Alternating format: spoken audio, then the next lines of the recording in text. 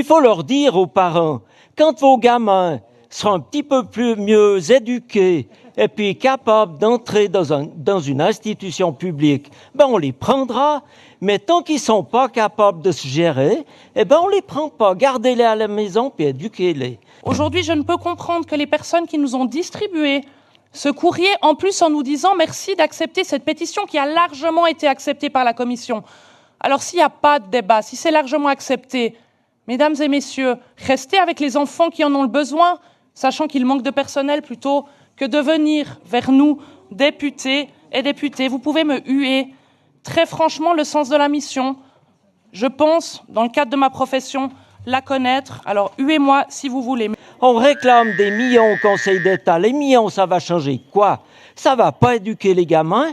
Les crapauds, ils seront toujours des crapauds. Alors, je crois... Eh bien, pour ma part, refuser cette pétition, c'est éviter d'ouvrir la porte à d'autres, parce que des besoins, on va en entendre. Monsieur Bonvin, je vous ai entendu qu'il y avait des situations lourdes avec ces enfants en 1P, 2P. Mais des situations lourdes, il y en a avec les réfugiés, on l'a entendu ce matin. Toutefois, je suis aussi là un peu pour vous rappeler des chiffres, les problèmes liés au budget cantonal. Nous avons déjà voté une diminution des impôts. On a reçu, non mais je vous explique quand même, on a quand même reçu... C'est toujours bien si avant de lancer une pétition, vous venez me trouver, parce que ça permet quand même de caler un peu les choses, peut-être d'éviter un débat.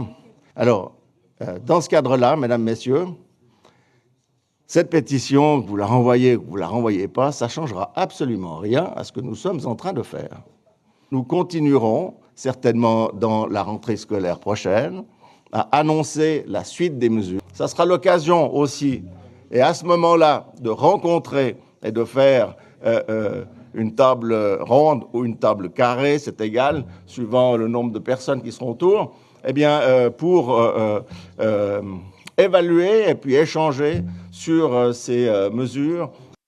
Par 62 oui, 66 non et 0 abstention, vous avez confirmé le classement de cette pétition et ce point de l'ordre du jour est donc traité. Au revoir les petits faisans, à la prochaine. Au revoir les petits crapauds.